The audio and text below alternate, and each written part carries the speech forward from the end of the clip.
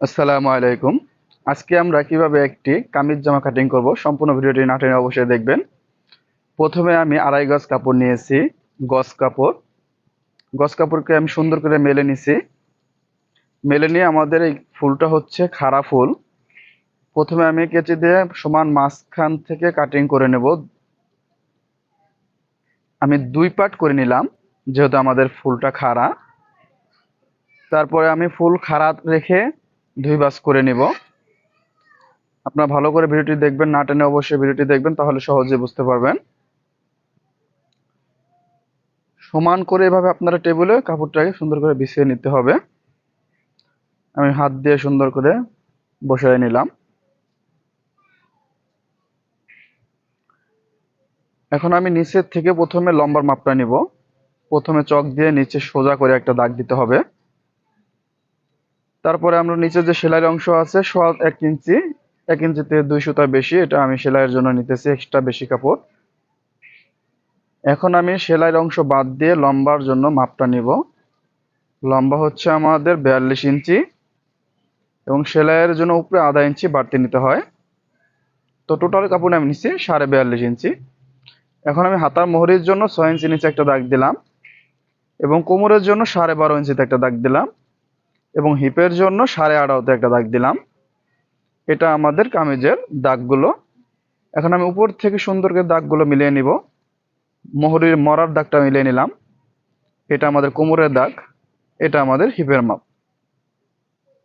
1 2 3 4, আমরা কিন্তু উপর থেকে 4টা দাগ দিয়েছি।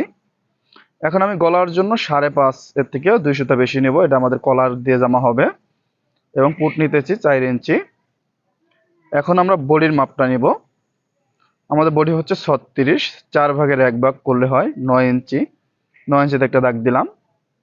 এখন আমাদের কোমর হচ্ছে 30 ইঞ্চি, 4 ভাগ করে নেব 7.5 ইঞ্চি এবং হিপ হচ্ছে আমাদের 35 ইঞ্চি, 8.5 থেকে 2 সুতা বেশি। এখন আমাদের এই জামার 36 ইঞ্চি বডির জন্য ঘের প্রয়োজন 22 ইঞ্চি, 2 ভাগে 11। আমি সুন্দর করে মাপগুলো দিয়ে নিলাম। এখন আমি উপর থেকে বডি থেকে শেপ কাট দিয়ে কোমরের সাথে মিলিয়ে নেব প্রথমে, পরে কোমর থেকে হিপের সাথে। এখন আমরা শেপ কাট উল্টা করে ধরে নিচে একবারে ঘেরের সাথে এভাবে শেপ কাট দিয়ে দাগ মিলিয়ে নিতে হবে। এখন আমাদের কাজ হচ্ছে গলার যে দাগটা দিচ্ছি এটাকে আমরা সমান করে দাগ টেনে নেব। এখন আর্মহোলে যে দাগটা দিচ্ছি দাগটা সুন্দর করে এভাবে রাউন্ড দিয়ে ঘুরিয়ে নিতে হবে, এটা আমাদের আর্মহোলের মাপ। এখন আমরা সেলাইয়ের জন্য এক্সট্রা অ্যালাউন্স নিতে হবে, এটা বাড়তি 1 ইঞ্চি কিংবা 1.5 ইঞ্চি আপনারা নিতে পারেন।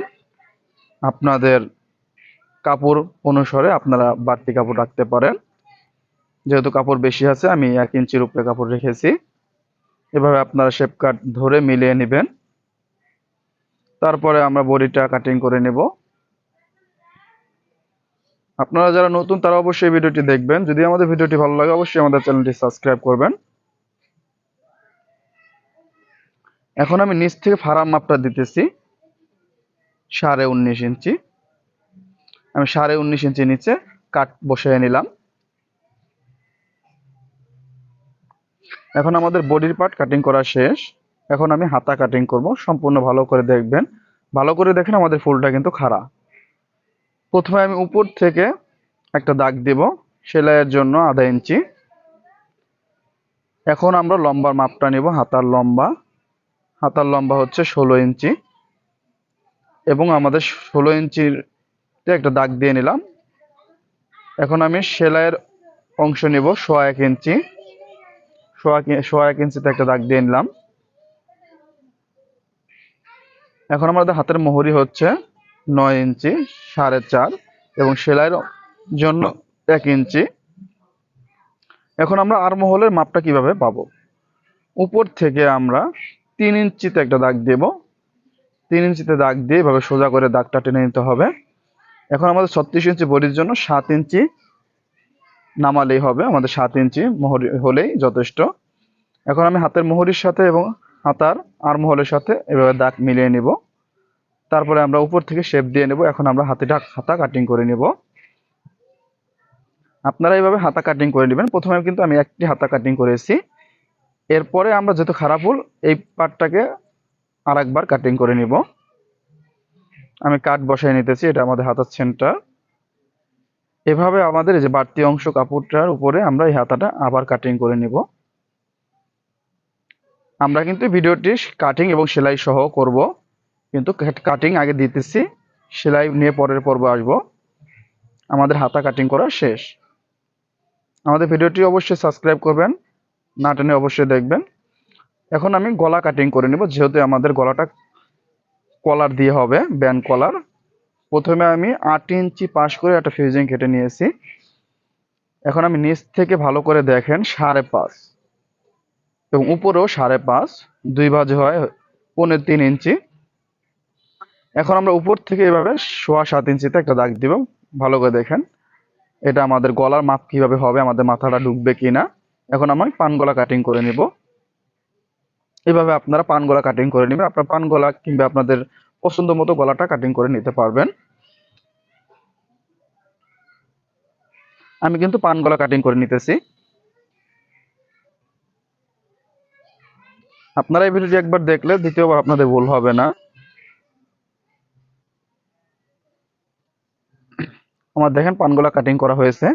এখন আমি দেখি কিভাবে আমাদের মাথাটা ঢুকে। আমি সেলাইয়ের অংশ বাদ দিয়ে যদি 7.5 ইঞ্চি হয়, 7.5 হচ্ছে 15 ইঞ্চি, এবং কলারের জন্য আমরা গ্যাপ রেখেছিলাম 5.5 ইঞ্চি। তো আমাদের 20.5 কিংবা 21 ইঞ্চি হলে আমাদের মাথাটা ঢুকবে। এখন আমরা ব্যান্ড কাটিং করে নিব। আমি ব্যান্ডের লম্বা নিব 10.5 ইঞ্চি।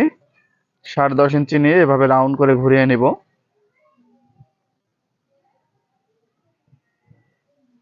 দেখেন আমরা পরবর্তী ভিডিও দেখব আমরা সেলাইয়ের মাধ্যমে